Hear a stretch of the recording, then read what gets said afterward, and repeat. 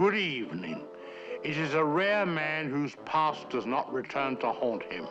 My past is about to catch up with me on this very show.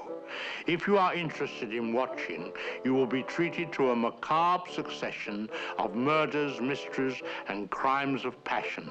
I freely confess my guilt. This burden of guilt I am pleased to share with you in the program which follows immediately. I would like to go to my grave with a quiet conscience.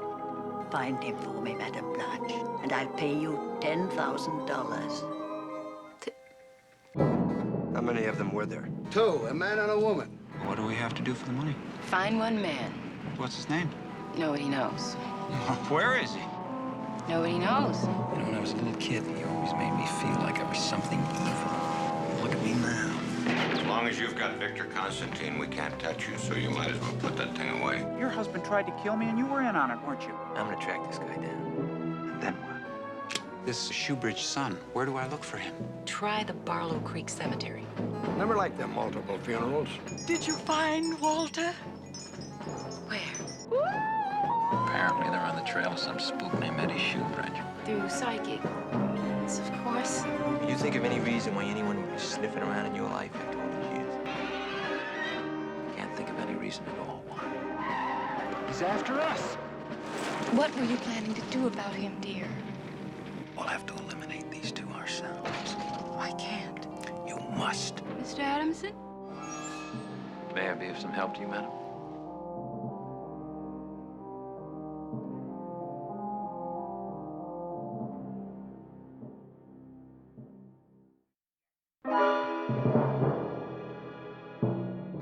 After the success of Frenzy, my father decided to do an adaptation of The Rainbird Pattern, a book by British novelist Victor Canning. The story of the book was very different from the film. It was set in the English countryside, not on the West Coast, and Madame Blanche had real psychic powers. But most importantly, the overall tone of the book was very dark. The film was carefully designed and prepared, and Ernest Lehman, who had worked on North by Northwest, was brought in. Everything was important in a Hitchcock picture. He paid attention to all the details.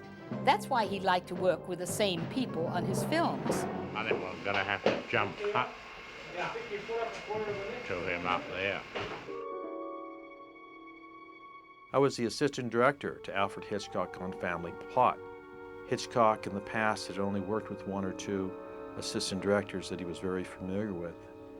Hilton Green, who was head of production at Universal, knew my talent and asked if I would like to work with Hitchcock. Of course, the answer was yes, and I was basically assigned to the picture after I met several people and they gave their blessing. The very first meeting was 5 weeks after I started working with him. And we went into production, and the first thing you start to do is scout locations and do a budget and break down the script. But I needed to meet with the director. So every morning, either through the production manager or through even talking to Hilton Green at times, but especially going into his assistant, who was Sue Gauthier, I couldn't get to see Hitchcock. And I think the reason was they were basically afraid to tell Hitchcock that somebody wanted to meet with him and ask him questions about the film.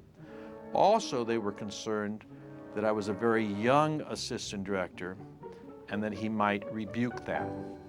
So 5 weeks after a great deal of frustration, I knew that every morning when he arrived about 9 o'clock, he had a cup of coffee in his outer office with Sue Gauthier. And so one morning, I walked into that room very quickly and started to say, Sue, I need to really see Mr. Hitchcock. And there he was. And I introduced myself to him, and we sat there for a few minutes, and I told him who I was, what I had done recently, and he then invited me into his office. And after that, it was every morning at 9 o'clock. Hitchcock several times discussed with me what the theme of the movie was and how it was structured. And it was 2 separate stories about 2 different pairs of people and how they eventually crisscross and pass each other. And he was fascinated by that. And that really is the movie. Where are you going? I'm going home to my own bed where I can get some sleep. No, you're not. Blanche, is that all you've ever got on your mind? What are you saving it for, a rainy day? Hey, honey, you never know when you're going to need it. We've always known that Hitchcock's dialogue is very witty. Whether it be on the set or in development, I could see him create lines of dialogue, whether it be with the writer or himself, and how he would change dialogue. He was very witty, very clever, and some of the sexual innuendos in the film, I must tell you, went right over my head. You're not going to have to worry about my performance tonight, honey. As a matter of fact, on this very evening, you're going to see a standing ovation. And tonight, when I get home, we will, very nice, plot our strategy. But it's true, if you listen to that film, see it once or twice, there are many lines of dialogue which are very sexual. I'm sick and tired of having you have me by the crystal balls. Fix me another one of these. You don't need another one. You already got one. We only got 2 hours to get there. Oh, he's in the car. Hitchcock used food a great deal in his movie, like the hamburger scene and the wig in the refrigerator. And I think part of that, again, was because he considered himself a great gourmet. I do know that he was very punctual about eating. If his food wasn't there at 12 o'clock, he'd ring out to the secretary and say, "Where is our food?" "It's on its way, Mr. Hitchcock."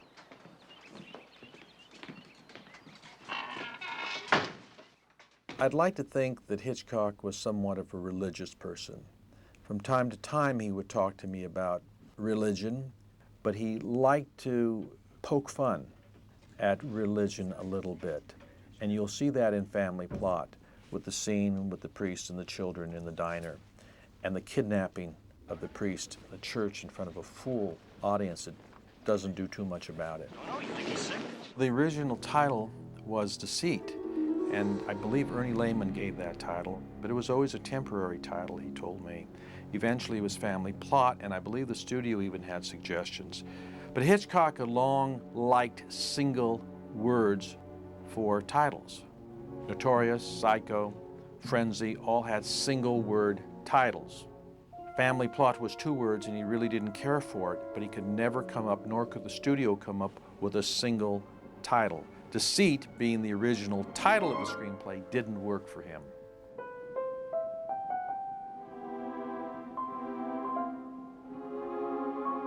My father still was active, or wanted to be active, but he also was suffering. He had a lot of illnesses at the time, and it was very hard. It was hard, you know, when they did the location and all that, which he hated doing anyway, because he said it was such a waste of time, you know. Well, that's the end of that. When I had one session with him when we were talking about how we would shoot the car chase, he wanted that to be a second unit, and I wanted him to shoot it. George, what's the big hurry? And he asked me one question. He says, "Well, how do you shoot that?" And I said, "Well, you get an insert car and you hook it up to the car and you go up to Angeles Crest Highway where it was designed to be shot and you shoot it." And he says, "And where does the director sit?" And I said, "Well, on the back of the insert car." And he said, "Precisely have I made my point?" Which was him telling me he can't do that rigorous type of shooting. And from then on, I could see that he couldn't do anything that was really taxing, and that became a second unit.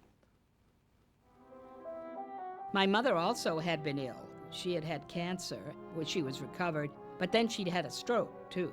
Alma was Hitchcock's wife, and he was very, very devoted to her. He loved her. She came by occasionally during pre-production and came by a couple times during filming. She used to come by on Tuesdays and leave the dog and sometimes have lunch with him.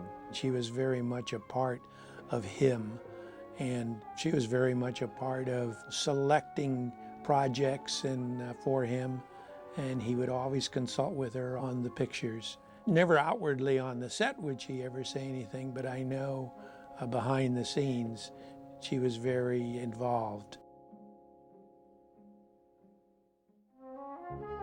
Casting for Hitchcock was a little different than most directors or producers, and he saw a great many films.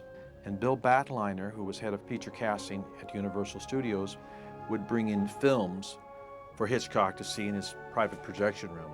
And he would relate to Bill Batliner, this is the guy, but I want him different, or I want him taller, or he has to be sweeter, he has to be tougher looking. And if you think about all of the Hitchcock pictures, he really had very distinguishable people, and so many of them looked the same, whether it be Grace Kelly, followed by Tippi Hedren. They were the same type of women and the same type of romantic men. And he was deviating a little bit here, but that's what he was looking for. He knew what he wanted, and so we cast the picture. Now, you ain't afraid of a little bit of lightning, are you? Huh? When I met him in '63 when we were doing Marnie, I was the flashback sequence in Marnie. So we shot on another stage from the stage that Tippi and Sean Connery and everybody was working on, which was the main stage. And he would come over to the stage I was on, and he shot the flashback sequence with a huge lens. It was a German lens that looked like a light bulb. And what it did was it distorted everything in the foreground, but made everything in the background sharp focus. And so it was neat because I had Mr. Hitchcock to myself. He had no other distractions except me, so he really took time to get to know me a little bit. And every year then, he made sure I did a guest starring appearance on Alfred Hitchcock Presents. You call me Jesse, and you say, Jesse, I'd like to know what you done to that woman. No. Yeah. And 12 years went by, and he was casting Family Plot. I wasn't the first choice. I think Al Pacino was the first choice. And Mr. Hitchcock didn't like to pay actors. And he was very upset that he had to pay Julie Andrews and Paul Newman $750,000 apiece to do Torn Curtain. And he never got over that. Oh, wait a minute, Blanche. Did you say 10 big ones? Mm-hmm. 10,000? Mm-hmm. Dollars? Dollars, George. So when he got to Family Plot, to get even over $100,000 was like amazing. And he didn't want to pay Al Pacino whatever his price was then, and he'd just done Serpico and The Godfather and all that, so he was like big stuff. And so then they were going to go to the next on the list, and I certainly wasn't the next on the list. I was about 15th on the list. But he jumped right away. He jumped over everybody, and he called my agent, and he said, you know, I'd like to Bruce. I think Bruce would be good for the film. And so I went and I saw him. I said, why would you want me to play this part? He said, Bruce, I never know what you're gonna do next. I know that the frame is perfect. I know the shot works perfectly. All I want is to be entertained. I make entertaining movies. My feet are killing me, these damn 6-inch heels. I happen to like tall women. Everybody likes tall women. In fact, everyone's going to be looking for a tall woman. Aside from complaining a lot, what have you been doing with yourself lately? Oh, nothing much. Picking up a ransom, that sort of thing. While I was in Vienna, I was shooting a movie called Crime and Passion for Ivan Passer with Omar Sharif. And I was offered 2 pictures. One was the W.C. Fields biographical film and Hitchcock's film. And of course, there was no choice, you know. Working with Hitchcock was going to be the thrill of a lifetime. But I wanted the other part. I wanted the Barbara Harris part. I wanted to be the, you know, the kind of the clairvoyant who wasn't really also clairvoyant. And I imagined her, and I thought she could have a southern accent and kind of a low blouse. I had this whole idea of what she should be like, and I thought it'd be very funny. So I passed that along, and Mr. Hitchcock wouldn't hear of it. So I was very thrilled I came back to town to do Family Plot. Incompetent bastard, he blew it. Now we'll have to eliminate these 2 ourselves. Ourselves? That's right. Tomorrow night, right after we return our guest. Oh, I can't. You must. Hitchcock wanted Bill Devane, but Bill Devane was not available. So his second choice was Roy Thinnes, and we cast Roy Thinnes and began shooting the picture with Roy. I believe it was about 5 days or 6 days after we were shooting with Roy Thinnes that Mr. Hitchcock found out that William Devane was available. And so he made the switch during production. Now that meant we had to go back and reshoot some of the material.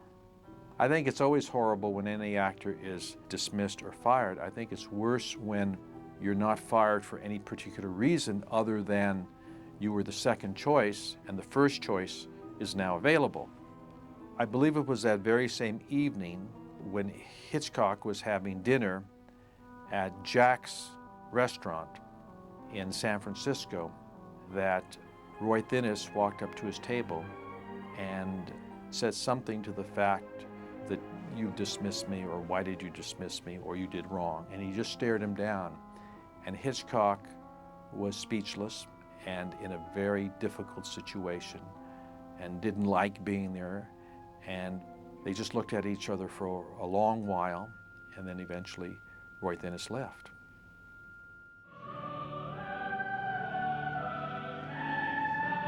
After Roy Thinnes left, we had to go back to Grace Cathedral and shoot the one scene where the bishop is kidnapped, as well as other scenes had to be retaken. Now, if there were any shots in the sequence that didn't have Roy Thinnes in, then we only picked up those shots to replace the actor.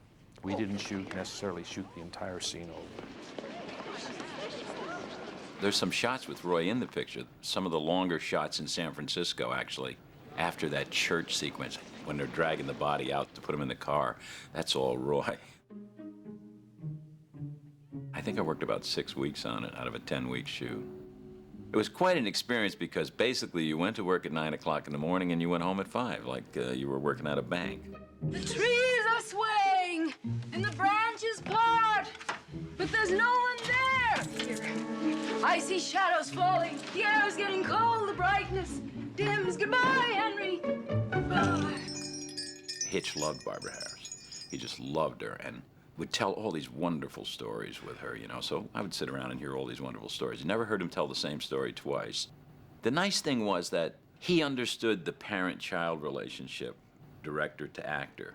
And I also, again, was a novice. I had very little film experience.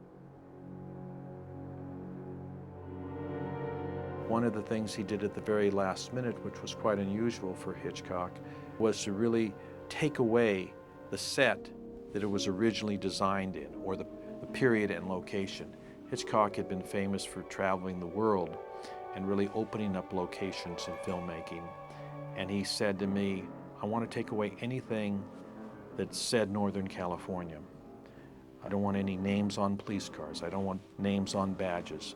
I want you to investigate every person's name in the screenplay and make sure that that person really doesn't exist. And if he does, change it. I wanted no city. And he never gave me an explanation for that. But it was a challenge to change it so it became a nondescript city. We shot in San Francisco, we shot a great deal on the stages, but it was nondescript.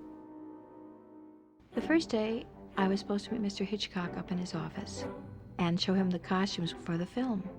Except that I wasn't wearing the costume, I was carrying the costume. And of course, in the 70s, you had layers. So sort of I had a big black hat on, and I had a little suit, and then under the suit was something, and under something was something else. So I met him, and I said, oh, this isn't the costume for the movie. This is just what I was wearing. He said, oh, thank God. I thought it was going to be a movie about a nightmare. I grew up watching him on television, introducing his television show every week. And the first day I went to the set, they were shooting blue screen, and of course I came out of the theater, so I had not done any movies. And I had never seen the process before, so there was this car and a big screen behind it, and the camera being set up and everything in front of it, and Hitch just kind of seemed to be killing time. And it went on and on. We waited and waited. I couldn't figure out what the hell they were waiting for. And finally, his secretary brought out a little wooden box, and she set the wooden box on top of the hood of the car. And I was standing to the side, and Hitch was standing right in front of the car. And they brought out a telephone, and everybody just kind of stood there. I don't know what the hell was going on. And then the phone rang. He picked up the phone. He said, yes. He said, right away or whatever. And he set the phone in the box. And he picked up a little, like, microphone, and he ripped open his shirt. And he put the microphone on his pacemaker. And what they were doing was checking his battery in his pacemaker. And I was a wreck. And then he checked his thing, put it down, picked up the phone. They said, fine. He put it back on. As he buttoned up his shirt, he said, I'm told I'm fine, Mr. Devane. We can continue now. So that was my first experience with Hitchcock. What'd you tell him? Nothing, not a goddamn thing. I didn't have to. He knew everything. I think he was moving the camera behind me. And I said to him, gee, you know, Hitch, when my mother goes to the movies, she's not going to recognize me. You know, she really gets upset when she sees the back of my head. And he took a beat and he said, have her destroyed, which was wonderful. Hitchcock tried to use the same crew over and over again, at least the ones that he liked, as do all of us. Edith Head did the costumes, and Henry Bumstead, who had won 2 Oscars at that time and a number of nominations, was a production designer. Lenny South, the cameraman, was actually recommended by the studio, but had worked as only Hitch's operator in the past, not as a cameraman. Some of the other key positions were new, but he liked to be comfortable. But even though he worked with these people, there were very few that ever talked to him. Hitch wanted to shoot in San Francisco. I'd looked for 2 days for this location, for this spooky house on a corner with a garage situation, and the set was all lit. So up drives Hitch with his driver, Ole, and the window went down just a little bit. And Hitch says, what are we doing here? So I says, this is exterior, so-and-so, and this and that. And he says, why are we doing it here? I said, Hitch, you wanted to do it here. And he says, well, how do you expect me to get a performance out of my actors in this cold weather? And he said, that's the trouble with you young art directors. He says, you have no imagination. I think we better do it back at the studio. With that, the window went up and the car drove off. So the whole schedule changed. Mr. Adamson? Watch him. But anyway, we built the set and it was very nice. Now comes the time to shoot the set.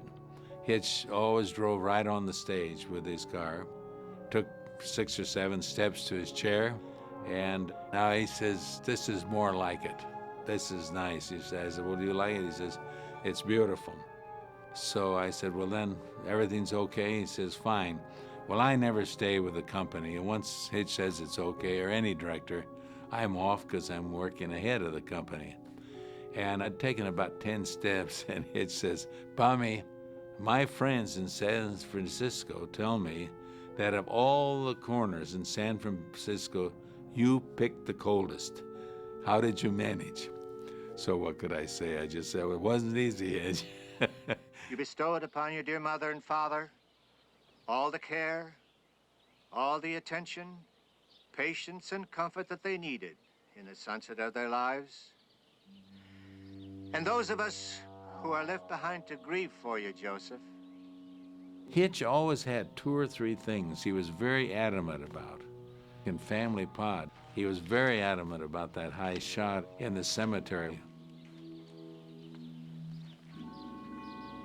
You really followed what he had in mind on those and gave him what he wanted, you know. One of the major scenes of the picture was the cemetery scene, which we shot in Sierra Madre, California.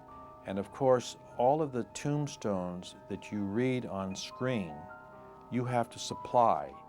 In those days, and probably today, you're not to reveal somebody's name, because somebody could call up and say, you've shown my wife's tombstone with her name on it, and I'm upset about it. Actually, that did happen. Later on, somebody called up, and I was brought in. I had to look at the film, and I said, that may be somebody's name, but we provided that tombstone. It's not their tombstone. So by coincidence, there was somebody else buried in a California cemetery with that name. But in providing those cemeteries, Hitchcock had an idea. And when he had a press junket arrive at the cemetery, many of the tombstones had those people's names on it. It looks like Miss Tyler needs some rest.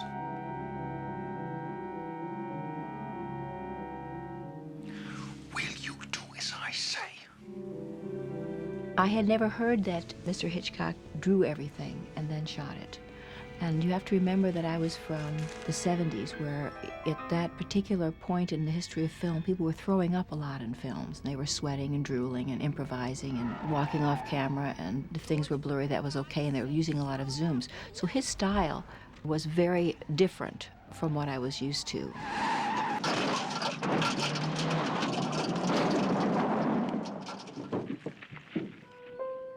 George, are you all right? I think so. How about you? I'm okay. Hitchcock had long been known to be one of the early directors to storyboard and do conceptual designs. And of course, with the conceptual designs, that came from the production designer, Henry Bumstead. Should go this way or this way. Doesn't matter, really. But Hitchcock personally would do some of the storyboards, and then he commissioned Tommy Wright to do a number of the storyboards for him, and he would meet with Tommy and tell him exactly how he saw it. He'd look at those drawings and make adjustments. To pre-edit a scene and then shoot it the way you want to edit it and then edit it is insane, because it's not possible. You'll never get a good scene that way. But Hitchcock got a great scene every time. What's exceptional really isn't that he was so adamant and such a perfectionist. What's amazing is that it worked. Usually you have in your mind a notion of how this scene is going to look, how it's going to run, how it's going to feel, and then you put it there like you imagine. It doesn't work. So you have to re-edit, and then you have to re-edit that, then you have to re-edit that. But what he did was almost supernatural when you think about it. He pre-thought it so thoroughly and with such an accurate imagination that when you cut it, it worked just the way he thought it would every time, every scene, every movie. Hitchcock used to tell me and show me films and explain his theory in chases. And one of those theories is, if you're in a vehicle or in a train with your actors and the camera is inside, you shoot everything inside that train. Most directors would shoot the scene and then take their camera out into the field and show the train in a long shot going from left to right.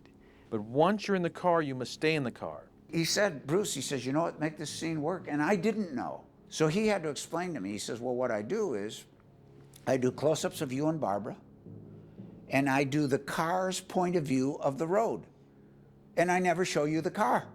I show you the car when the oil's coming out of the brake thing, and then I let the car go. And I just cut to you and the car's point of view of the road. That way the audience thinks they're you and are going through the trip. And he does that on all his movies. I mean, that's the way to keep suspense. Well, I didn't know that. I didn't know that's why it worked in a movie. Then at the end, we have the car crash. And the first thing you see is the car is upside down, and here's Barbara's head peeking out of the top.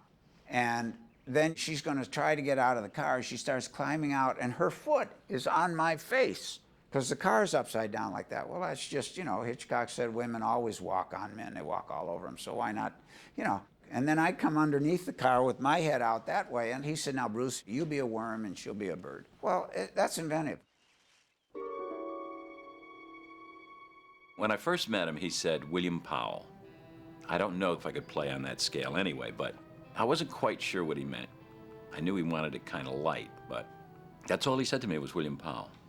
Brilliant planning. I don't have a single lead to follow.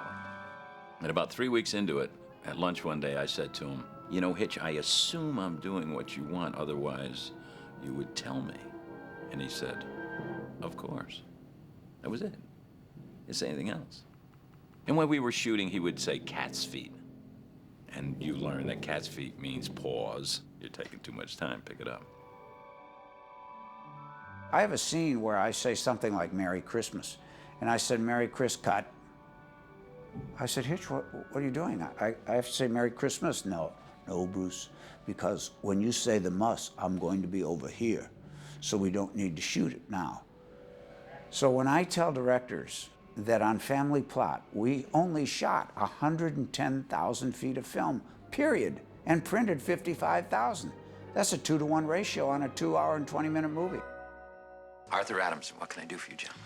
Sorry to bother you, Mr. Adamson. Andy Bush, Bureau of Inspectors, and this is Lieutenant Peterson. All right, my pleasure. I had directed a play called Are You Now or Have You Ever Been? And one of the main characters was an actor named John Lenn. And there was a scene in the jewelry store near the end of the film where he actually comes in looking for me. And so John and I designed this little beat where I pick Lynn off his jacket. I'm flattered. Which to me is a really, charged moment. I see. When we shot the scene, the cameraman leaned over and said something to Hitch. And then Hitch came over to me and he said, "Don't do that." I said, "Oh, what's the matter with it?" He said, "It's just not clear." Sorry to disturb you, Mr. Adamson. There are two gentlemen here to see you from the police department. So we shoot the scene, and Hitch never looked at film dailies. He stacked it all up, and when it was over, he took 2 weeks and he sat and watched it all, and then he went back and did what he wanted to do. What so happened in that particular scene, he hated the background in the jewelry store. It might have been all crystal, or it was all silver. Whatever it was, he didn't like it, so he wanted to reshoot that scene. So, of course, John and I were friends. So we got back there, got the costume, we had the whole thing, we're standing around. And I looked at him and he looked at me and I said, "Let's do it." So we played the whole scene again. We do the little pick the lint off thing, and Hitch never put it together, you know, and then it got in the film. And it's my favorite beat in the movie. I'm talking too much. Perhaps it's because you're not talking at all. The scene in the kitchen was very difficult to do for an actor because it was a scene in which you started the scene and 30 or 40 seconds into the scene you wept. And so that's hard to do because usually you're prepared and then they start shooting and then of course you can cry rather easily. So this was difficult. Keep both diamonds all to yourself. If you'll just end it. They shot it twice and the second time it was very good. I cried just when I should have and I thought it was wonderful.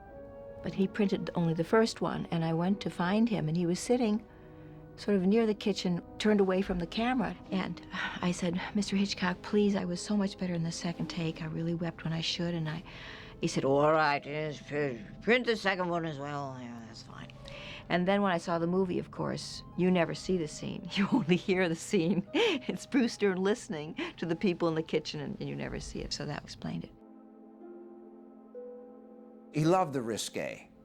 And that's why he liked me in Family Plot, because I threw caution to the wind, so to speak, and was unpredictable. He did never know what I was going to do next, but he knew it was going to be in his frame. If I'm sitting here and talk to you, and I want to talk to you like this, you're out of the shot, half out of the shot, because his frame ends here. So if you put your hand here, it's going off screen. And he lets you know that right at the beginning. He says, you have no room for movement. But within the room you have, change dialogue, do whatever you want to do, just make it interesting. He laughed out loud in the hamburger eating scene where she and I are talking on the phone, talking to the bad guy. There are 2 times I made him laugh out loud, so we had to do the shot over. That was one scene, and the other scene was I threw in a line when we're going down the mountain in the car. When the car is going off the road, we have no brakes or anything. The guys tried to kill us by screwing our brakes up, and she's climbing all over me. And I threw in that line, "God, I got to get off this road. I gotta get off this road." And he just laughed out loud. He must have known I was sort of like good with English, you know. He was always testing me. He said to me, "Your work today has been very perspicacious, Miss Black." Oh, perspicacious, doesn't that mean keenly perceptive? I was being keenly perceptive today? Is that what you mean, Mr. Hitchcock? Yes, you were keenly perceptive today. Your work was keenly perceptive. Alfred Hitchcock obviously had always appeared in his own pictures, and one of the first things one would ask is, where are you going to appear? And Mr. Hitchcock never gave me the answer, and he really didn't know. And we talked about many places, and I suggested many places, and he always vetoed them. He says, "I'm thinking of not making an appearance." I said, "Oh, God, I think you got to make an appearance." He said, "Well, how about that I do, but I don't?" And he said, "How about I don't appear, but my image appears?" I said, "How would you do that?" He said, "Watch this." No, there is no death certificate here for Edward Shoebridge, only Harry J. Shoebridge and Sadie L. Shoebridge. It wasn't until we were long in the picture that he came up with the idea of using his silhouette behind the office door. And he said, I'll be talking to a woman there. And I put Ellen Sway in there. It was my role to pick that person, so I put Ellen Sway, who was a dear old extra. It's unfortunate that we really never saw him. It was just his shadow, his profile, which was so famous anyway. I walk in, I see this shadow on the glass talking to another shadow. Well, it's him. And you don't see him. You just see his profile in the shadow. Well, I mean, come on, is that not hip, you know, genius? I mean, that's just terrific. I said, congratulations. He said, did you see me, Bruce? I said, no, but I saw your image. He said, well, I told you I wasn't going to appear. So he just got such a kick out of that.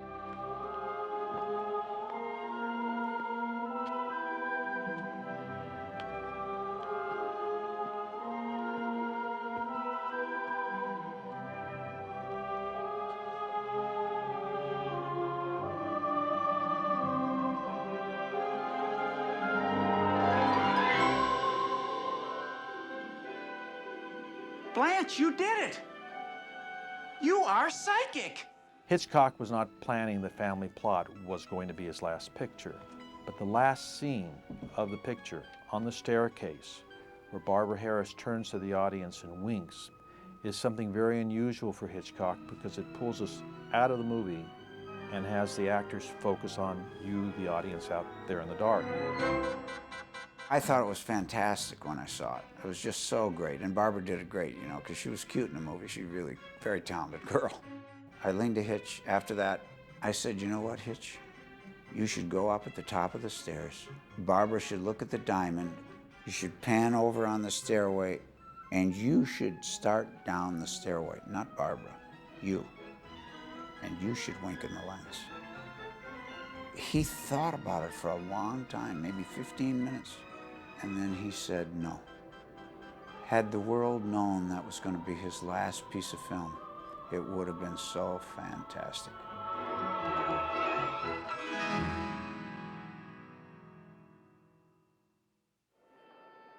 Hitchcock had used Bernard Herrmann in many of his films to write great music. And I think if you look back on Hitchcock films, music is certainly a very key ingredient. It is really almost his signature pattern. I do know before John Williams was selected, he had had a falling out with Bernard Herrmann. And I remember in the scoring session how exciting it was to watch Williams conduct. And of course, Hitchcock was there a little bit of the time. Mr. Hitchcock had his office here at Universal Studios. And so he apparently needed a composer for this family plot, and the executive those years in charge of music was a gentleman called Harry Garfield.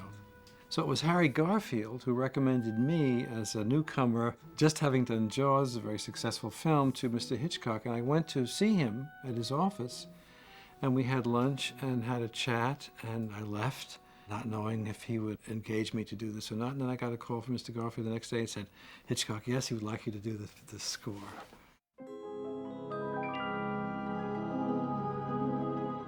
The business of working with Alfred Hitchcock was really very professional and very strong.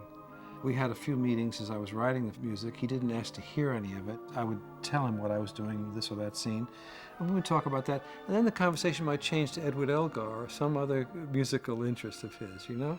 We'd chat about that.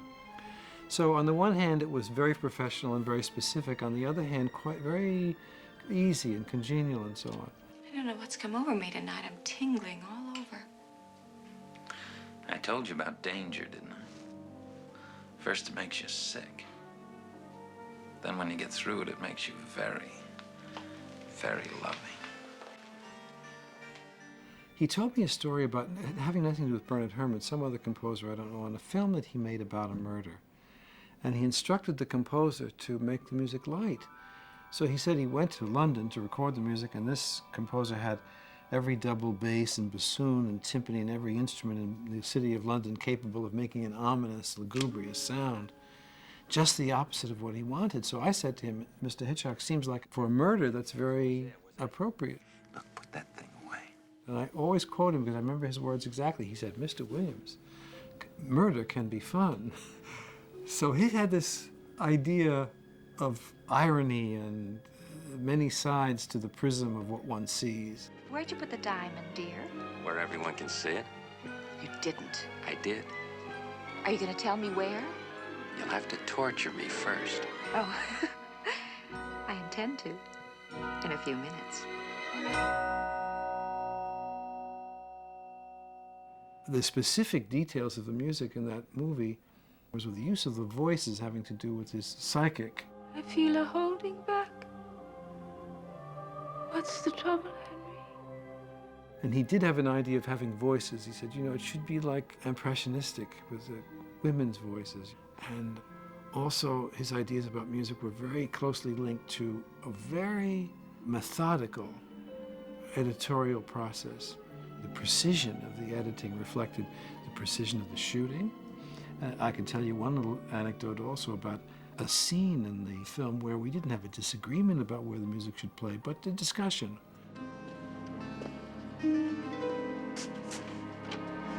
There was a room where the criminal had been, and the camera pans to the window, which is open, and the curtains blow in the breeze, and this reveal of the camera tells us the criminal has escaped. Good day, and good luck. But the orchestra was playing to drive the energy to people to go to discover where the criminal is, driving through the point where the camera goes through the door. And I continued the music when the camera panned to the window, playing more. And he said, you know, if you stop the music when the camera pans to the window, the silence will tell us that it's empty, he's gone, more emphatically, more powerfully than any musical phrase. And of course, just the absence of music at that point, it was a wonderful lesson, really, in where to arrange the parts of the music in any film, which we call spotting, incidentally, that is to say, the spots of where the music is. So he was a wily professional who knew his business and could be of great assistance to a youngster such as I was at that time.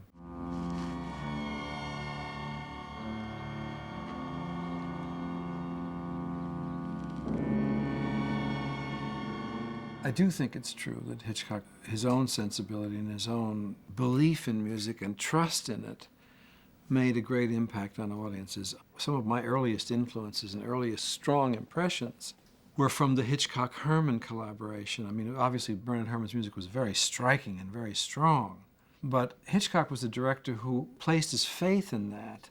Many directors would be afraid to have that music that loud or that emphatic. They might think it's too operatic. And it certainly has to be said that directors before Hitchcock did wonderful things with music, and he was not alone.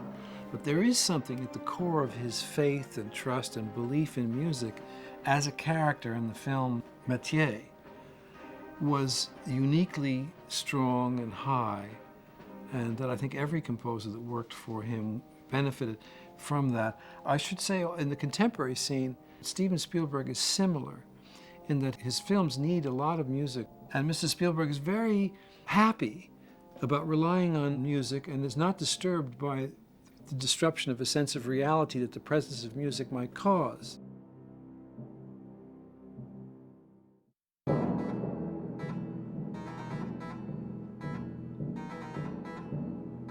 I remember one day very distinctly, Hitchcock said to me at one of our several lunches, he said, you know, what I'm serious about is the film industry. And the film industry means to me, he said, I come in at 6 in the morning and I see the workers coming in with their lunch pails and their this and their that and their umbrellas, lining up going into the studios. And he said, that's my responsibility, to keep that going. My responsibility that I feel, said he, was to these people who work in the studios. And he was obviously quite serious about that aspect of his position, that he as a creative artist created opportunities which gave people their means of livelihood. So yes, he was funny, but he was also serious in surprising ways. After Family Plot, there was a discussion on his next project. He'd always have one in the wings, and there was a book that he liked called The Short Night.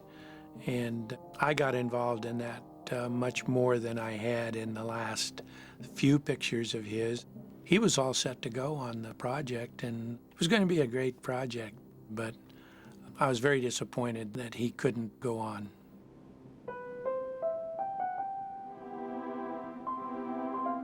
I remember the day very vividly in my mind. I was up in my office and got a call from Sue, his secretary, saying that Mr. Hitchcock wanted to see me right away, and it was very important. Well, of course, I dropped everything and went down to his office, and went into his office, and it was just the two of us, and he was behind his desk. And he almost had tears in his eyes, and he said, "I can't go on." What are you talking about? And he said, "I can't make this picture, and I would like for you to do a favor for me." And I said, "Well, of course I'll do a favor, but why?" He says, I'm just not up to it, and I'm not strong enough to go on location." And I said, "But we'll do it for you. You're there. You tell us what to do, and we'll do it." And he said, "No, I'm never going to make a movie again." And he said, "I want you to call Mr. Wasserman and let him know I can't face him." And I'll never forget that. I went and called Mr. Wasserman and went up and talked to him and told him that Mr. Hitchcock was retiring. And it was a horrible, horrible moment for me, and it was really tough on Mr. Wasserman too. I think with most of his pictures toward the end of his career, I believe your first reaction, gee, is he slipping, or is this not as good as his previous pictures? You go back to the 50s of his classic To Catch a Thief and Vertigo and Rear Window and in North by Northwest. Those were something when you walked out and said, gee, great. And with the exception of Psycho and the Birds, they weren't that well received immediately. I think they grew on you.